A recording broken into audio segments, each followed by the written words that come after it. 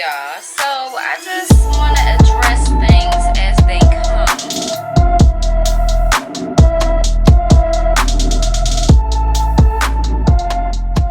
What's up, everybody? It's your girl B Octavia, and I am back with another video. Welcome to my channel. If you are new, my name is B Octavia. I'm 23 years old, and I'm from Washington, D.C. Now, this video is a idea or suggestion from a subscriber of mine. And the comments said they would like to see and hear me talk about when I was in my teens. You know, that's about 13 to 19, basically. So, I'll tell you that I've actually been thinking about it. I took some notes last night, but I've just been thinking about it as I'm getting through the day. A lot of different things was popping up for me to speak on in this video. So that's what I'm going to do. Let's see, from 13 to 17, I was in Ballou Senior High School. That overall experience of high school, but high school in a very busy, unorganized, and a lot of people would say dangerous school, I learned a lot more about people than I learned academically. You know, I learned about how to handle situations, you know, with adults and with people that are my age. I learned a lot more about people and how to handle myself, how to conduct myself, and how not to conduct myself. I learned about different personalities and what personalities mesh well with mine and what personalities don't. But beyond that, it was a lot going on, you know, and a lot of it does fall under peer pressure. And I can make that a whole nother video of me talking about, you know, how not to fall into peer pressure or how I didn't fall into it. But I'm just going to go down the list and just talk about every single thing that I have right here in front of me. So, of course, under peer pressure, I'm going to talk about peer pressure separately, but I'm going to give y'all a little bit in this one. So, under peer pressure is tattoos. Now, I feel like it was maybe 10th grade on, like the trend of getting tattoos like everywhere that was the trend. You know, everybody was getting tattoos. It didn't even matter if they made sense or not. And a lot of the tattoos didn't make sense, or it was just like an object, or, you know, it just was like the placement of it. To me, everything was really a mess. And, you know, I don't knock nobody for going to a person, a tattoo artist that is tattooing out of their home, but they gotta at least be real good. You know what I'm saying? So, tattoos was a really big trend, and maybe y'all don't know this about me, but I don't have any tattoos. I feel like tattoos are permanent, and they are only not permanent if you have the money to erase them. And, you know, I knew at that point I didn't have no money to erase it. So I'm like, okay, I really got to think about this, you know. And me knowing that I'm like indecisive about certain things, I don't want to get a tattoo that's permanent and, you know, down the line I don't like the wording, or I don't like the font, or it looked childish. Like, I didn't want to make that decision so rash. I want to really take my time as far as tattoos was concerned, and that's really why I still don't have any, you know. And it's a very costly thing if you want it done right, if you want a good artist that you trust, etc. So I'm willing to wait for that type of thing. But the next one that I want to talk about that was going on a lot within, you know, the ages of 13 to 19 for a lot of people that was around me was having sex, right? And I never really seen it as a very important thing if we are teenagers. It's not important to, like, first of all, listen, a lot goes into that, where you gotta sneak and do this and do that and all outside and this place and that place. Nah. It's not that important, and a lot of times it resulted in children having children, basically. Teenagers having children. And not to say that they wouldn't be good parents, but it's early, it's real early. I remember being in 11th grade, I feel like it was, and I would see the ninth graders or 10th graders, and I'm not passing judgment, but it's just like, damn, like, you young. I put myself in a position all the time, like, when I would see them and just be like, I can't imagine that, because you still a kid, you still a child. Teenager is not grown, and I feel like that's what a lot of people around me didn't understand. They thought that it was time to do things that grown people do, and sometimes grown people can't even handle it. Sometimes grown people go crazy because you know you know but it's important. I didn't care for boys all that much. I was always the type to just want a in school boyfriend, somebody to see in school, but I'm not coming to your hood to see you at all. I'm not doing nothing at your house, you know what I'm saying?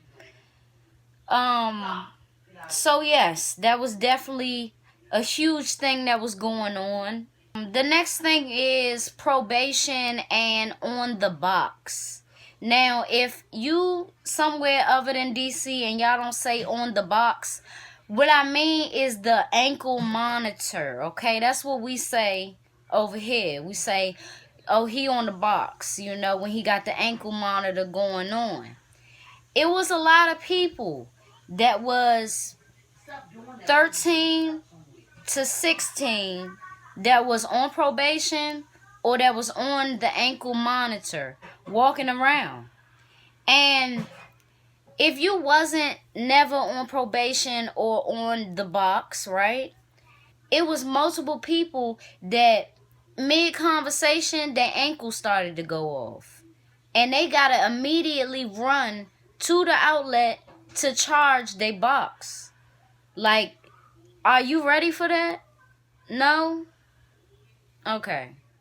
A lot of people that was my age around that time glorified it and thought that it made them look badass or something, like it was a part of the outfit, And I never saw it like that, because it's one thing for your parents to tell you what to do, and it's one thing for your parents to structure you, but if you gotta be structured by the damn government and by the law, by the feds and everything like this, and by the courts, that's a whole nother ball game that not a lot of people are ready for.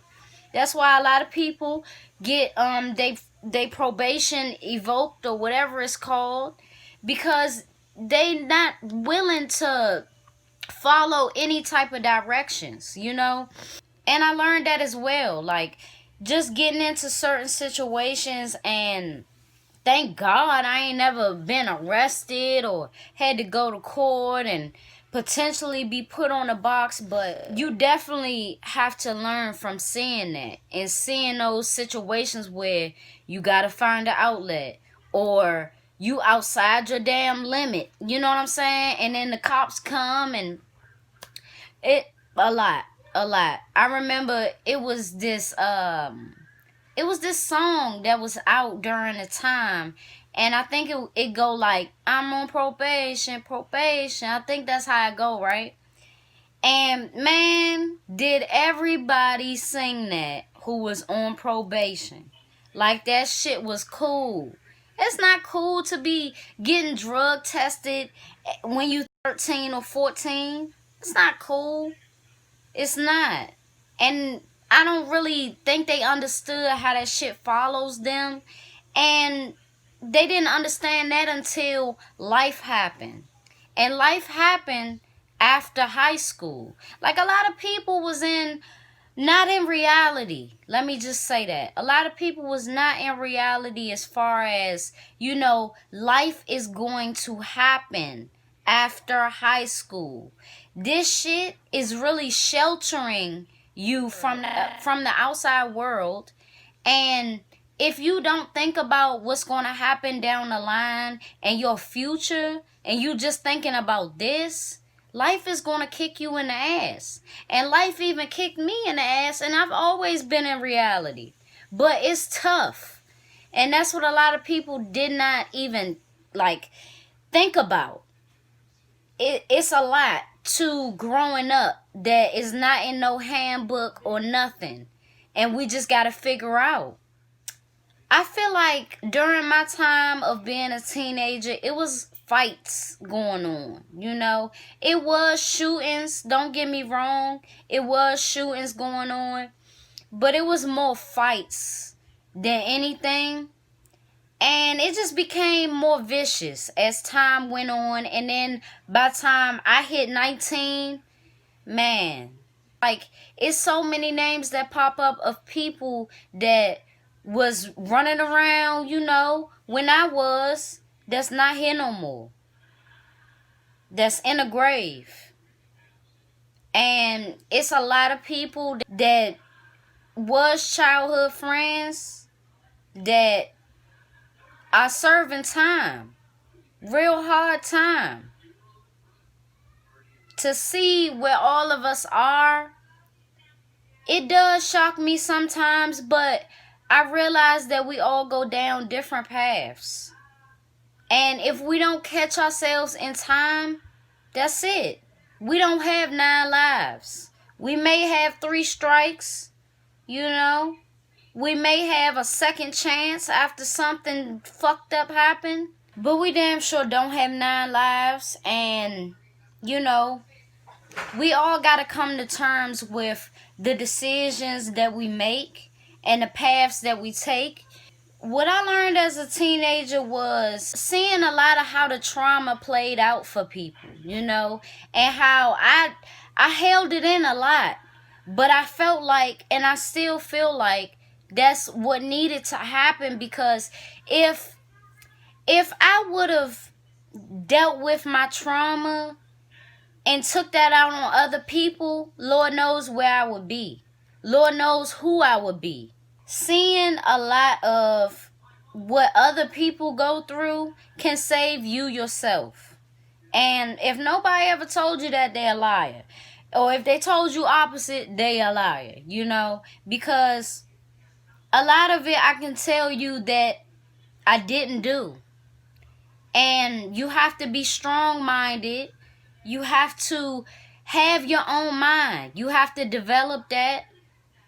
And just move accordingly to what you believe, to your morals. And if it's not nobody out here, or you feel like it's nobody close to you that's like that, keep it to yourself. Because you can't give the game to nobody who isn't willing or receptive to hearing it. Or if they won't understand, listen, you understand. Move accordingly. Because it's life or death. That's another thing that I learned. Either we gonna act like we're alive, either we gonna really do something with our lives, or we dead. And we might as well be. Thank you to the loyal subscriber that suggested that I talk about this. I hope that I did it, you know what I'm saying? I gave you what you needed. Because this was a very great topic. Shout out to him. Go subscribe to his channel if you feeling that go-go music. And I will see y'all in the next video, which will be very, very soon. By the way, going over, right, to Be For Real Podcast and check it on out. I just uploaded a new video yesterday. Go ahead, check it out. Tell me what you think. The link will be in the description, and I will see y'all there.